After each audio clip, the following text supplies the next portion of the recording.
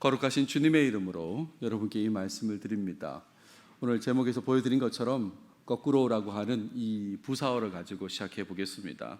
무슨 뜻인지는 잘 아실 것입니다. 차례나 방향, 형편이 반대로 되는 것과 관련해서 사용되는 용어가 거꾸로라는 그런 용어이지 않습니까? 이런 그림 한번 보십시오. 어떻습니까?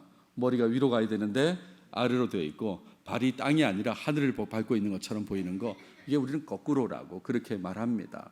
일상에서 거꾸로라는 말을 가끔 이렇게 쓰지 않습니까? 예를 들어서 계절에 맞지 않는 날씨가 나타나면 어떻습니까? 날씨 거꾸로 간다 그러지 않습니까? 따뜻해야 되는데 춥거나 추워야 되는데 따뜻하면 되게 그런 말을 쓰잖아요. 날씨 거꾸로 간다고. 저만 쓰는 것 같습니다. 죄송합니다. 아무튼 그렇게 쓰기도 합니다. 날씨 거꾸로 간다. 또 연장자들을 무시하는 모습을 볼 때, 나이 어린 사람이 나이 많은 사람을 무시하고 그러면 세상 거꾸로 간다고 그렇게 표현할 때도 있고요. 또 더 나빠진 작업 환경을 보면 참 거꾸로 간다.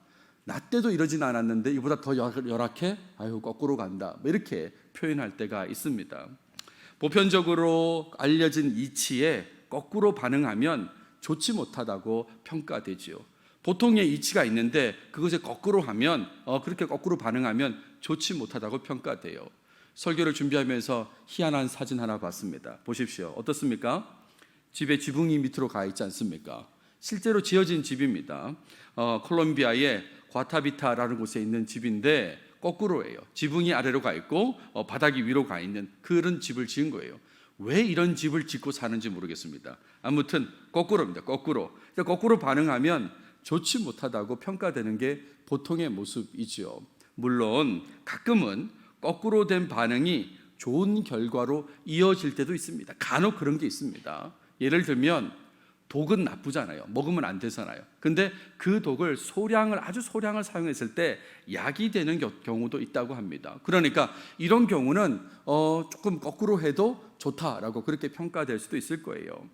여러분 유튜브에서 한번 검색해 보십시오. 악보를 거꾸로 뒤집어서 연주하는 게 있더라고요. 그러면 새로운 곡이 되는 거예요. 특히 제가 본 건 애국가인데 애국가 악보를 거꾸로 해가지고 연주를 하니까 새로운 감성의 음악이 나오는 겁니다. 마치 일제시대 때 우리가 핍박받았던 그런 느낌의 아주 그 서글픈 그런 음악이 이렇게 흘러나오더라고요. 그래서 그렇게 좋은 느낌을 또 줄 수도 있잖아요. 어저께 제가 결혼식을 갔었습니다. 교회에서 하는 결혼식에 참여했는데 저한테 가장 좀 인상 깊게 다가온 건 뭐였냐면 신랑 신부가 행진할 때였습니다. 신랑 신부 행진했더니 행진할 때 나오는 음악이 뭐냐면 맨델스존의 웨딩 마치가 나오는 거예요. 결혼 행진곡이 나오는 겁니다. 지금까지 최근 몇 년 동안 수많은 결혼식을 가봤지만 이 음악이 나오는 건 처음 들어봤습니다. 예전에는 참 많이 나왔잖아요. 근데 최근 결혼식에서는 신랑 신부 행진에 그 결혼 행진곡이 나온 경우를 저는 본 적이 없어요. 근데 이걸 거꾸로 가가지고 시간을 거꾸로 간 것 같습니다. 그래서 이 음악을 들으니까 너무너무 저는 감동인 거예요. 그러니까 가끔은 지금 거꾸로 해도 좋은 결과가 나올 수 있다. 자, 지금 그 말씀을 드리고 있습니다. 아이스크림 중에 수박바 드셔보셨습니까? 수박바. 이게 나오고 나서 얼마 있다가 거꾸로 수박바가 나온 거 아십니까? 잘 모르시는군요. 원래 수박바는 왼쪽인데 녹색 부분을 더 많이 먹고 싶다고 그래가지고 거꾸로 녹색을 많이 만들어서 이렇게 한 수박바가 생겼는데 이렇게 거꾸로 해도 좋은 결과가 나올 수 있다. 지금 그 말씀을 드리고 있어요. 하지만 대부분은 거꾸로 반응하는 것을 반기지 않습니다. 그렇지 않습니까? 우리 주변 일상에서 계속 거꾸로 한다고 생각해 보세요. 청개구리냐 그럴 거고 좋지 않다. 그렇게 이제 평가한다. 이런 말입니다.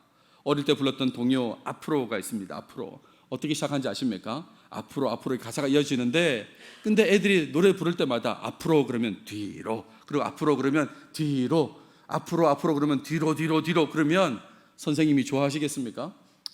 이렇게 거꾸로 하면 그렇게 반기지 않는 분위기가 있다. 이런 말이에요.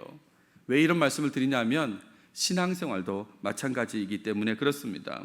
하나님의 말씀에 거꾸로 반응하는 것을 누가 좋아할 수 있겠습니까?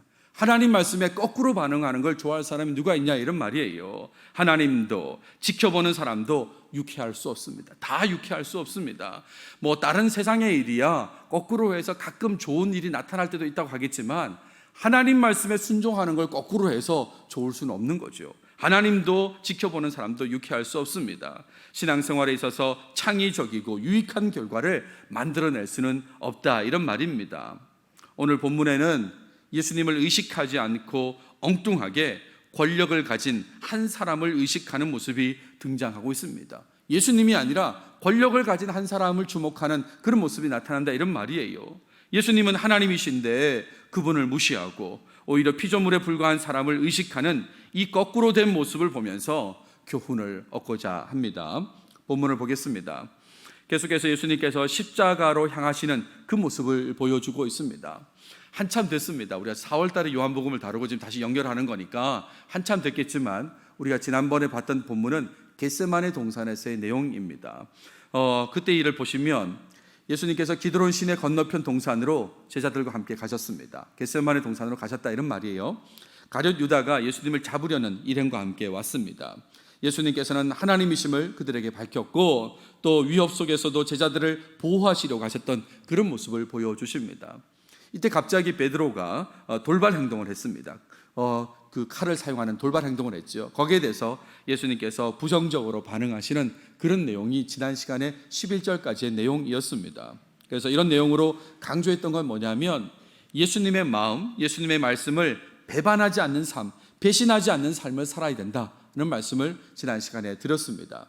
자, 그리고 나서 이어지는 내용이 오늘 18장 12절, 13절, 14절 석절의 말씀입니다. 먼저 12절, 13절은 예수님께서 잡히셔서 이동하는 내용입니다. 보세요. 이에 군대와 천부장과 유대인의 아랫사람들이 이로 시작해요.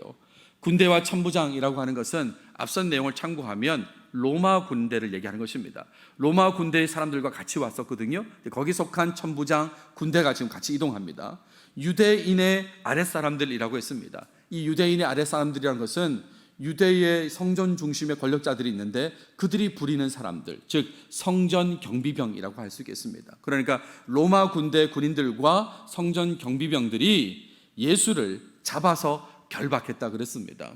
지난 시간의 본문까지는 예수님께서 자신의 정체성을 밝혔을 때 약간 놀라는 그런 모습이 있었는데 결국에는 목적한 대로 행했습니다. 예수님을 잡았고 거기에 더 나아가서 결박까지 했다라고 했어요. 근데 이것은 예수님이 누구신지 모르는 모습이죠. 예수님이 누구신 줄 알았다면 이렇게 할 수 없는데 모르니까 예수님을 잡아서 결박까지 했다, 이런 말이에요. 18장 5절 그리고 18장 8절 두 번이나 걸쳐서 예수님께서 말씀하셨습니다. 내가 그니라 라고 그렇게 말씀하셨습니다. 내가 그니라. 박근희가 아니고요, 내가 그니라 라고 했습니다. 웃자고 한 얘기고요.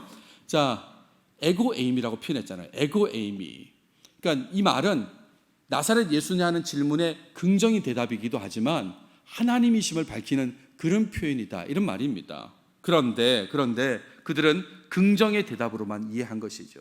예수님이 누군지 모르니까. 그러니까 지금 잡아가지고 결박해서 간다, 이런 말이에요. 자, 13절 보세요.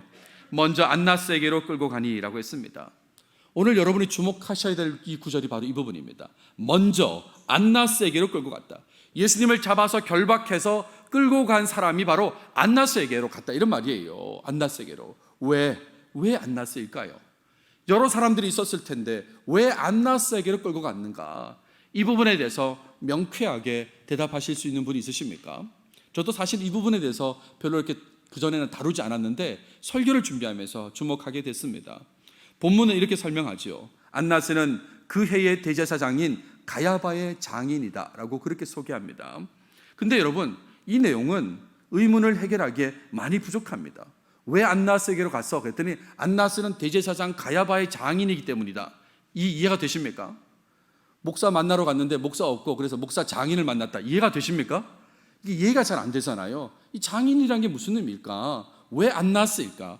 예수란 사람을 잡아서 갔는데, 결박해서 갔는데 대제사장도 아닌 대제사장의 장인에게로 갔다는 게 무슨 말일까? 특히 여기서 그 해의 대제사장이라고 했습니다. 여기서 그 해라고 하는 것은 2023년이 아니라 예수님께서 십자가에 달리시던 그 해를 말하는 거죠. 그 해의 대제사장은 가야바인데 가야바의 장인에게로 갔다는 거예요. 14절 보십시오. 14절은 가야바에 대한 설명을 하고 있습니다. 그러니까 안나스가 대제사장 가야바의 장인인데 가야바는 어떤 사람이냐, 이렇게 설명하는 거예요. 그는 유대인들에게 한 사람이 백성을 위하여 죽는 것이 유익하다고 권고하던 자라는 겁니다. 이 내용은 우리가 지금 끊어서 봐서 잊어버릴 수도 있는데 11장 50절에 나온 내용을 그대로 가져온 것입니다. 가야바가 이렇게 얘기했었습니다. 한 사람이 백성을 위해 죽는 것이 유익하다라고 그렇게 얘기한 적이 있습니다. 이 말은 무슨 말이냐면 예수만 죽으면 된다, 그 얘기인 것이죠. 그러면 우리는 망하지 않는다. 예수만 죽으면 된다, 우리는 망하지 않는다. 그러면 이렇게 얘기했던 사람의 장인이 안나스인데 안나스에게 데리고 갔다, 그런 얘기입니다. 여러분 이해가 되십니까? 그래서 안나스에게 데려간 것이 이해가 된다. 혹시 그런 분 계세요? 대제사장 가야바에 대한 정보를 다시 떠올려도 11장 50절에서 한 말을 다시 가져와서 떠올려도 의문은 쉽게 해결되지 않는 것이에요. 왜 그럴까? 왜 사람들은 결박된 예수님을 대제사장 가야바의 장인 안나스에게 데리고 갔는가? 이 부분을 해결하기 위해서는 성경 밖에 역사적인 정보가 필요합니다. 우리가 가지고 있는 이 본문으로는 해결되지 않는 거예요. 특히나 안나스에게로 끌고 갔다는 이 내용은 요한복음에만 등장하거든요. 그러니까 요한복음에만 등장하는 이 짧은 구절로는 해결이 도저히 안 되니까 성경 밖의 역사적인 정보가 필요하다, 이런 말입니다. 유대 사회에서 안나스가 차지하는 그 위상에 대해서 이해할 필요가 있습니다. 한번 들어보십시오. 안나스도 사실은 과거에 대제사장이었습니다. 대제사장이었던 사람이다, 이런 말입니다. 역사적 기록이 보면 AD 6년에서 15년까지 10년 정도 대제사장직을 수행했던 사람입니다. 근데 문제는 뭐냐면 안나스가 살아있다는 거예요. 지금 살아있다는 겁니다. 예수님 시절. 예수님 이때가 지금 언제입니까? 30년대일 거예요. 근데 AD 6년에서 15년까지 대제사장직을 한 사람이 지금 살아있어요. 무슨 말이냐면 원래 대제사장직은 종신직입니다. 종신직. 그러니까 죽을 때까지 하고 그리고 그 직을 멈췄다는 것은 죽었다, 사망했다, 그런 얘기지 않습니까? 그런데 이 안나스는 대제사장이었는데 죽지도 않았는데 그런데 지금 그 일을 그만뒀다, 그런 얘기잖아요. 왜 그렇게 된 걸까 생각해 보면 안나스는 총독에 의해서 해임되었다는 것입니다. 헤롯 대왕이 죽고 나서 그 팔레스틴 땅은 3등분돼서 통치하는데 특히나 예루살렘을 중심으로 한 유다 땅은 헤롯 아켈라우스가 다스리다가 그 황제가 직접 통치하는 총독을 파견해서 통치하는 그런 상황으로 바뀌게 됩니다. 그러니까 예루살렘 중심의 유다는 계속해서 총독이 이제 와서 다스리는 거죠. 여기서 총독은 안나스를 해임한 총독은 이 발레리우스 그라투스라는 총독입니다. 그 시간대가 그런 거죠. 이 총독은 유다 땅의 네 번째 총독입니다. AD 15년에서 26년까지 통치했던 그 총독인데 쉽게 말하면 우리가 잘 알고 있는 총독 빌라도의 전임자라고 생각하시면 됩니다. 빌라도의 전임자 발레리우스 그라투스가 이 안나스를 해임해버렸다, 이런 말입니다. 그러니까 강제로 해임된 부분에 대해서 이스라엘 사람들이 분개하는 그런 분위기가 있었습니다. 이 시간 다 말씀드릴 수는 없지만 역사를 거슬러 가면 마카비 혁명 이후에 하스몬 왕조가 세워질 때에 유다 땅에 이 사람들이 대제사장이 이 헬라 그 정권, 그러니까 셀루쿠스 왕조의 영향을 받아가지고 뇌물을 주면서 또 그쪽에 강제에 의해서 대제사장이 바뀐 적이 있거든요. 아마 그런 느낌을 받았을 거예요. 로마의 권력에 의해서 대제사장이 지금 교체되었지 않습니까? 그러니까 사람들이 붕괴한 겁니다. 그래서 여전히 안나스를 대제사장으로 생각하는 그런 분위기가 있었습니다.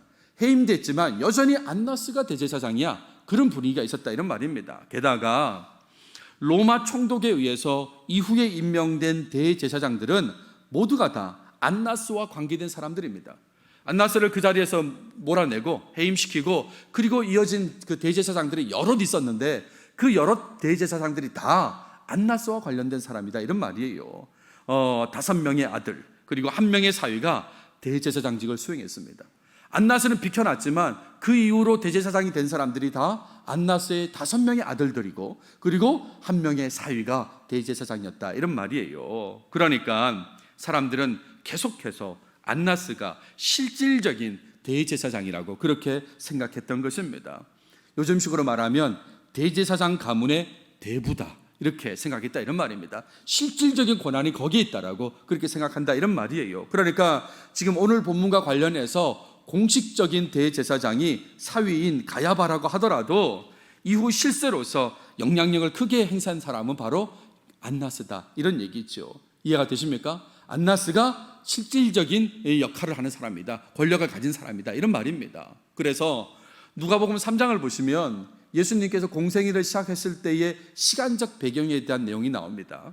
티베리우스가 다스린 지 15번째 해, 이러면서 시간적 배경을 표시하는 내용들이 나오는데, 그 중에서 이 대제사장과 관련된 내용은 이렇게 표현하고 있습니다. 누가복음 3장 2절을 보시면 안나스와 가야바가 대제사장으로 있을 때에, 이렇게 표현하고 있어요. 이제 이게 무슨 말인지 이해가 되시죠? 그죠? 안나스는 실질적으로는 AD 15년에 대제사장직이 끝났습니다. 그리고 현재는 가야바가 대제사장직입니다. 그러니까 그냥 표시하려면 가야바가 대제사장으로 있을 때라고만 하면 되는데, 왜 굳이 그의 장인 안나스와 가야바가 대제사장으로 있을 때에 이렇게 했을까 하는 것은, 안나스가 실질적인 권력을 가진 대제사장이었기 때문에, 그런 역할을 하는 사람이었기 때문에 그렇다 하는 것입니다. 자, 다시 오늘 본문으로 돌아와서 생각해 보겠습니다. 이런 상황이기 때문에 예수님을 안나스에게로 데리고 간 것은 너무나 자연스러운 것이다. 이해가 되십니다. 그죠? 되실 거죠? 그죠? 너무나 자연스러운 겁니다. 바꿔 말하면 당시 사람들은 누구에게 가장 큰 힘이 있는지 파악하고 있었다, 그런 얘기예요. 그리고 그것을 로마 군대도 알고 있었기 때문에 성전 경비병들과 함께 예수님을 안나스에게로 데리고 간 것이다, 이런 말입니다. 그러니까 오늘 짧은 본문을 정리하면 예수님께서 안나스에게 끌려가신 그 내용이지 않습니까? 로마 군대와 성전 경비병들은 예수님을 잡고 결박했다고 그랬습니다. 그리고 예수님을 안나스에게로 데리고 갔습니다. 안나스는 당시 대제사장 가야바의 장인이었다고 소개하는 것이 오늘 본문에 나온 내용인데, 우리는 그 이후의 내용을 한번 살펴보았습니다.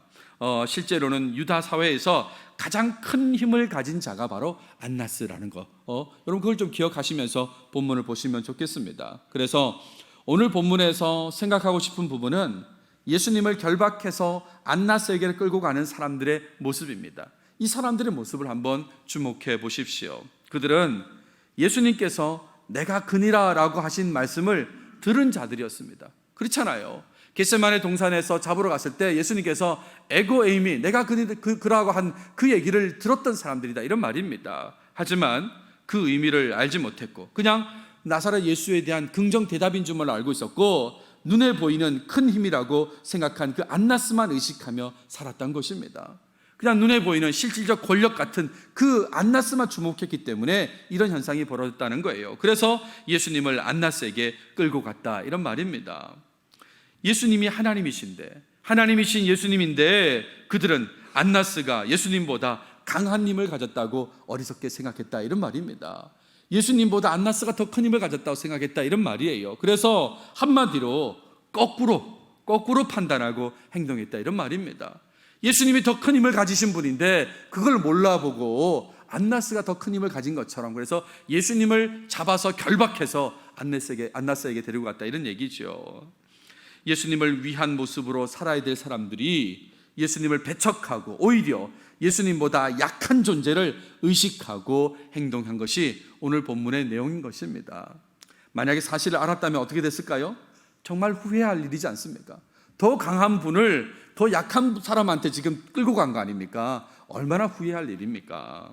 그래서 이런 내용으로 적용적으로 말씀드리고 싶은 건, 예수님께서는 어떤 사람보다도 더 뛰어나신 분이란 것을 확실히 알고 믿어서 예수님만을 위해서 살아가시는 여러분들이 되시기 바랍니다.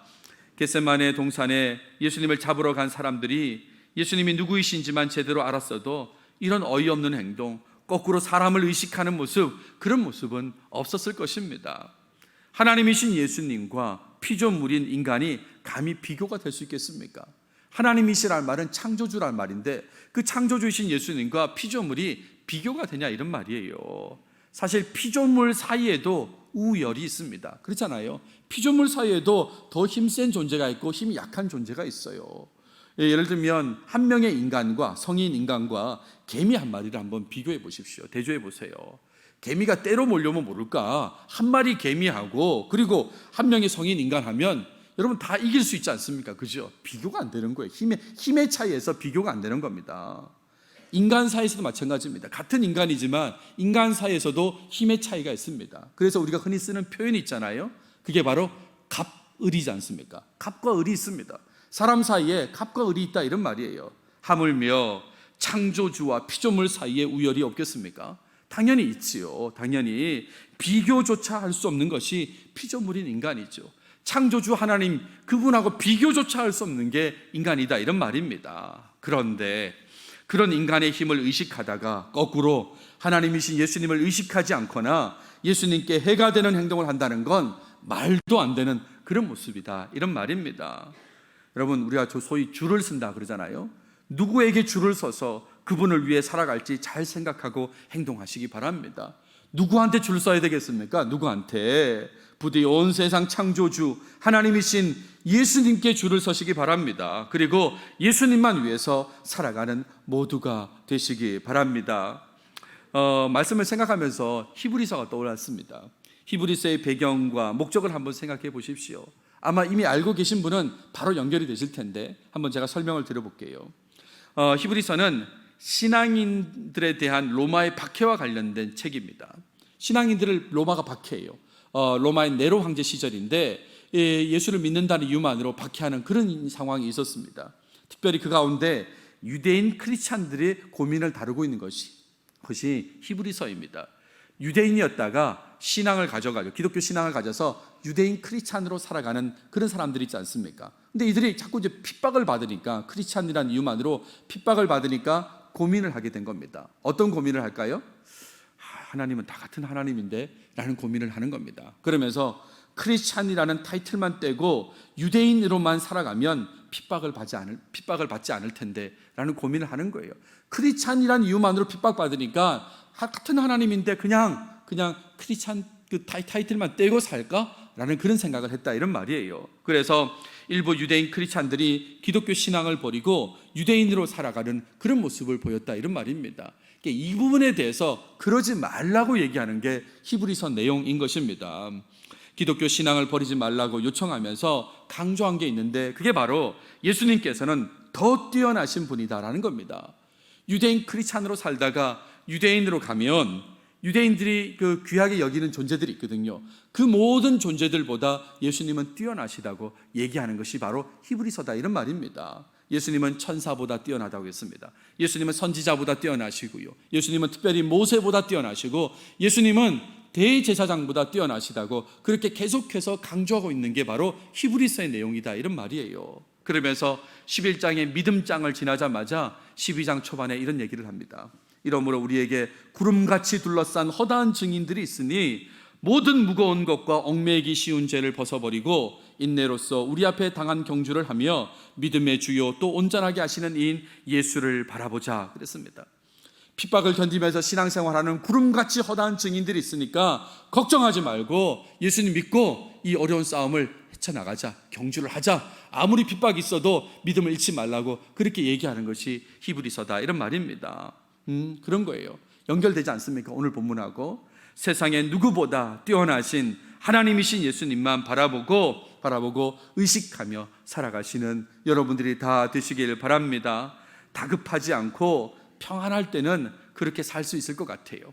아무런 다급함이 없어요. 그리고 그냥 일상이 평안해요. 그러면 생각으로 그렇게 할 것 같아. 그냥 사람이 아니라 아무리 권력이 많은 사람이라도 나는 하나님만 의지할 겁니다. 하나님이신 예수님만 의지할 겁니다. 이렇게 평안할 때는 생각하는데 막상 다급한 상황이 처하면 어떻게 됩니까? 예수님이 아닌 세상의 힘을 가진 사람을 바라보게 되는 겁니다. 세상의 사람은 피조물에 불과한데 근데 다급한 상황이 되면 하나님이 아니라 자꾸 사람을 찾고 특히 권력을 가진 사람을 찾으면서 의지하려고 한다 이런 말이에요. 그러니까 여러분 나는 할 것 같아 라고 평안한 상태에서 생각하지 마시고 다급한 상황이 생겨도 나는 하나님이신 예수님만 의지할 거다라고 그렇게 굳게 마음 먹고 생활하시기 바랍니다. 제가 설교를 준비하면서 한번 말씀드린 것 같은데 제가 사역지를 찾으면서 지냈던 그 시간들이 떠올랐습니다. 한 번은 정말 그 사역지가 정해진다고 확신했었는데 그 미시간의 한 교회에 확신했었는데 근데 최종적으로 안 됐다는 통보를 받게 되었습니다. 그리고 어떡하나 그러다가 이제 학교에서 제가 졸업하게 되고 그리고 이제 OPT 기간이라고 1년간 이제 더 있을 수 있습니다. 학생으로서 있을 수 있으면서 이제 학교에서 일을 하기 시작했는데, 그러면서 또 이쪽 저쪽 사역지를 지원하다가 안 되고, 그러다 보니까 이제 어떡하지 하다가 제가 졸업한 학교에서 교목을 뽑는 공고가 난 거예요. 그래서 여기를 지원해야 되겠다. 그래서 연세대학교 교목에 이제 지원을 하게 됐습니다. 그리고 그때 제가 이제 아틀란타에서 강의를 할 때인데, 이제 하면서 그 대학교 선배인 분을 만나게 됐고, 같이 식사하면서 제가 그 얘기를 했어요. 제가 학교 교목으로 제가 최근에 지원을 이제 하려고 합니다.라고 이제 그렇게 말했더니 그분이 제가 좀 도와줄 수 있을 것 같습니다.라고 얘기를 하는 거예요. 그래서 어떻게 도와주십니까? 그랬더니 저희 시아버지께서 교목 실장이십니다. 이렇게 얘기하는 거예요. 그 성함이 어떻게 되십니까? 그랬더니 그 제가 대학 다닐 때의 교목 실장님이시더라고요. 그래가지고 이분이 나를 추천서를 써주시면 될 것 같다는 그런 마음이 딱 들더라고요. 그래가지고 내가 정착할 곳은 여기구나 라고 생각해서 이제 기분 좋아졌죠. 근데 그분이 다시 연락이 와가지고 며칠 뒤에 우리 시아버지께서 오시니까, 그 남편분은 이제 에모리 대학 교수이신데 오시니까 직접 뵙고 인사를 드리고 추천서를 받으시는 게 좋겠다. 그래서 제가 기꺼이 아틀란타 또 가겠다고 제가 그렇게 말씀을 드렸어요. 그리고 며칠 지났습니다. 연락 왔습니다. 뭐라고 연락 왔냐면 저희 시아버지께서 추천서를 써줄 수 없다고 합니다. 이렇게 얘기하는 거예요. 그래서 왜 추천서를 써줄 수 없습니까? 그랬더니 침례교는 안 된답니다. 침례교는 안 된답니다. 이런 얘기를 하는 거예요. 그러니까 내가 얼마나 화가 납니까? 얼마나. 그래가지고 왜 안 되게 뭐가 안 돼? 그래서 미국 학교의 교수님 추천서를 받아가지고 그냥 영어 추천서를 가지고 지원을 했습니다. 됐을까요? 안 됐을까요? 여러분 바람대로 안 돼서, 그래서 제가 지금 여기 있지 않습니까? 제가 지금 무슨 얘기를 하려고 하냐면, 그 순간들을 지나가면서 하나님이신 주님을 바라봐야 되는데 힘을 가지신 분이 도와준다고 그러면 되겠는데 계속 거기만 바라보는 거예요. 거기만. 지금 돌이켜보면 정말 어리석은 모습이지 않습니까? 사람에 불과한데 계속 거기를 바라보는 모습이 제 속에 있었다, 이런 말이에요. 여러분, 항상 하나님이신 예수님만 의식하고 예수님만 위해서 살아가시는 여러분들이 되시기 바랍니다. 누구도 거꾸로 사람을 의식하고 의지하는 삶은 그런 삶을 살지 않길 바랍니다. 이게 거꾸로 된 삶이다, 이런 말이에요. 이런 삶은 멈추시길 바랍니다. 아무리 안나스 같이 평가되는 그런 사람이라고 할지라도 예수님 먼저 생각하시기 바랍니다. 저 사람 엄청난 권력을 가진 사람이야 라고 해도 하나님부터 바라보시는 여러분들이 되시기 바랍니다. 마무리하겠습니다. 급할수록 더욱 거꾸로 가지 않으려고 노력하시는 여러분들이 되시길 바라고, 항상 예수님께만 마음을 두고 살아가시길 바랍니다. 기도하겠습니다. 하나님 감사합니다. 오늘 요한복음을 통해서 말씀해 주셔서 감사합니다. 무엇보다 사람이 아니라 하나님이신 예수님을 의지하고 바라봐야 됨에 대해서 알려주셨습니다. 하나님 잊지 않게 하시고 평안할 때뿐만 아니라 언제라도 어려울 때 특히나 더 하나님이신 예수님만 의지하는 모습이 우리 삶이 꼭 되도록 인도하여 주시옵소서. 이 모든 말씀 예수님의 이름으로 기도드렸습니다.